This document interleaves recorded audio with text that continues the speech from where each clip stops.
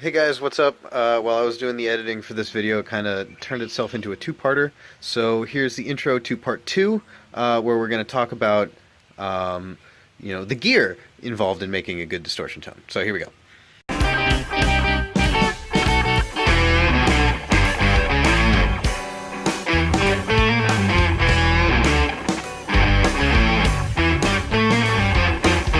Alright, so let's talk about how to find a good tone.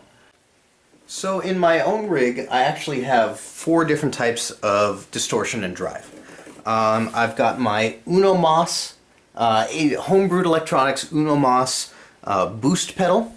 I've got my Hermida Audio Nosferatu distortion pedal. I've got my modded Delta Lab RD1 rock distortion pedal. And I've got my Boss feedback booster pedal. And each of these serves a different function. And that's just my treble side pathway. For my bass side, all I have is a mini rat distortion pedal, which I really like. And like I said, each of these serves a different function and works in different ways, right? So there's actually a couple of different types of distortion pedals that you could get. As I mentioned, there's a boost pedal, which takes you from clean, like my toes, hey. How's it going? It takes you from a clean sound and to give you just a little bit of grit. And what you're hearing in the tail end of the note is my my Boss RV7 hardwire reverb pedal, which I always have on just as a hint of reverb so that things aren't quite as dry. So you've got just from a clean to a little bit of boost with a hair of crunch. And I use that to just kind of add a little bit of mid-frequencies to whatever I'm doing and maybe bring up the volume a hair. Then there's my Hermida Audio Nosferatu distortion pedal, which is the main distortion that I use.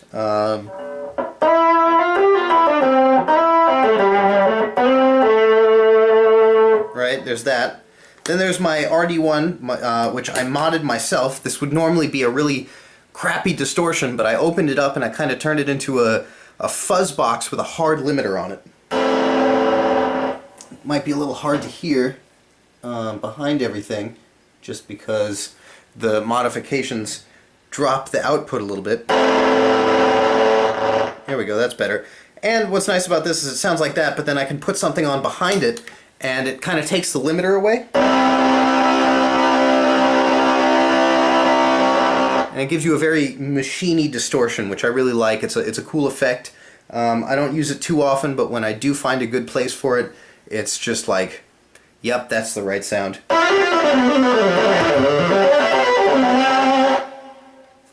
And then finally I've got my feedback booster, which it doesn't add a whole lot of crunch to it, but it does help bring the volume up. And it kind of brings out the upper mids of my tone a little bit so that I can come forward in the mix a little bit easier without having to add a lot of volume. And what's really cool about this guy is if, let's say I've got this, my distortion pedal on,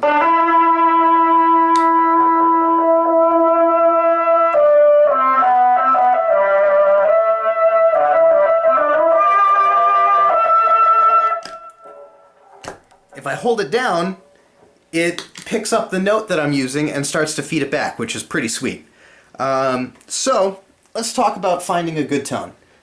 The Uno Mas is pretty self-explanatory. It's just got a gain knob, which is the amount of crunch, and a volume knob, which is the amount of loud. And it's not super sensitive on the gain. I've got it at 3 o'clock here, obviously with 7 o'clock being the zero, right? And I've got it at 3 o'clock on gain and 9 o'clock on level. And that boosts the volume a little bit and, adds a hair of crunch and midtones, which is exactly what I'm looking for, right? The Nosferatu you've got 4 different knobs here. You've got a volume and a gain, similar to this, and then a tone and a voice.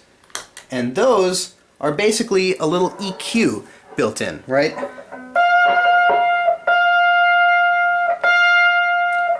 As I change the tone, you can hear it suck out some midtones. You know, as I lower it, it sucks out the mid-level. And kind of, as I raise it, it makes the tone a little bit harsher and more present. Versus this, all the way down. Which you can hear is sunk much farther in. And I like to keep it, you know, around 50, around midnight, maybe like 11 o'clock. And then the voice knob is kind of similar. It kind of acts like a presence knob.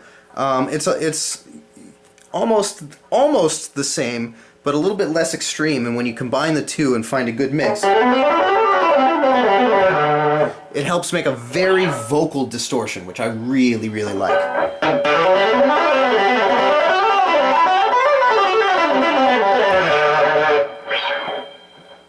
And you can totally hear, you know, the voice knob almost adds like a little bit to the attack, whereas the tone knob kind of adds a little bit to the sustain.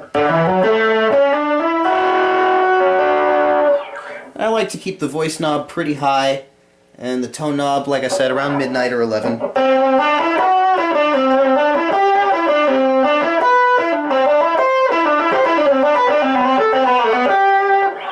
You know, it really depends on what I'm going for. And then the RD distortion thing, I mean, you know, take this one with a grain of salt. It's, like I said, I modified it myself, so it doesn't really do what it originally did anymore. The gain knob now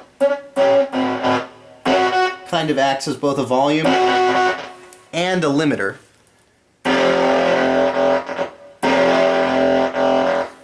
I like to keep the gain at about 9 o'clock. The tone controls the harshness. I like to keep that around midnight. And then the level is the volume, and I keep that all the way up, just because it's a pretty quiet pedal. And then the feedbacker, this guy here, the tone, is like a mid scoop. And then the character is like a presence knob. I like to keep those both around 11 o'clock. The feedback knob there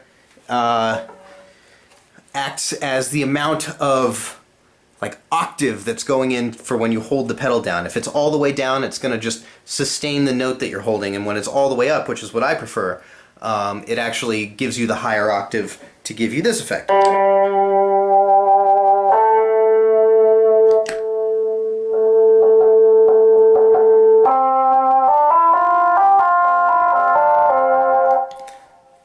And then, of course, there's the volume knob. So one thing that you definitely want to keep in account is your relative volumes of your pedals.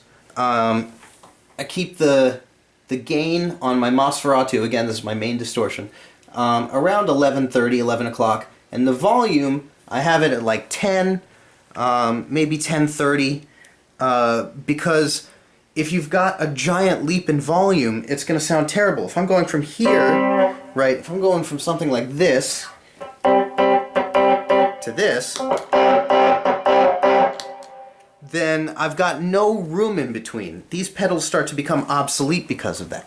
So I like a small jump, right? Here is just a small jump. It's just a little bit louder, a little bit more noticeable. And then I can throw this behind it, the boost pedal, I can throw on behind it to add a little bit more to it. And if I want it even louder, I've got the feedback booster.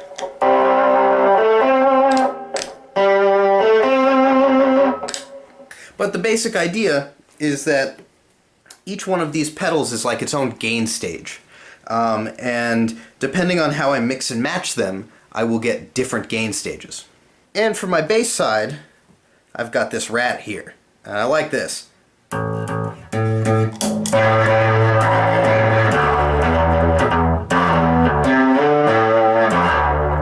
That's the sound that you hear all over the first Geff album. You'll be hearing it all over the second one. I've been playing with it live for a number of years now, and I really, really enjoy it. And this guy has a distortion level, which is like a gain knob. The higher the distortion, the more crunch. I like to keep them about there for Geff, and for Body English I keep them about there. It's less about being distorted and more about just like overdriving a little bit, giving it a little heat. The filter knob is basically a tone knob. The farther back on the Rat, the more high end that is in there. I keep them about there for Geff.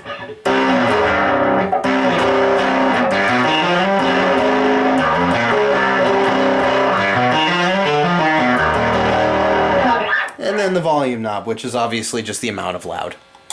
Be sure to keep in mind that there are a number of things that are changing the tone from what I'm playing to what you're hearing. You know, for one, the amplifier has a lot to do with it. The amplifier that you use really colors the tone that you've got. The pedals that I'm using are definitely going to sound different than other pedals. I mean, that's the whole idea between different distortion pedals. And also the placement of the camera microphone in relation to the amp is going to change the sound as well.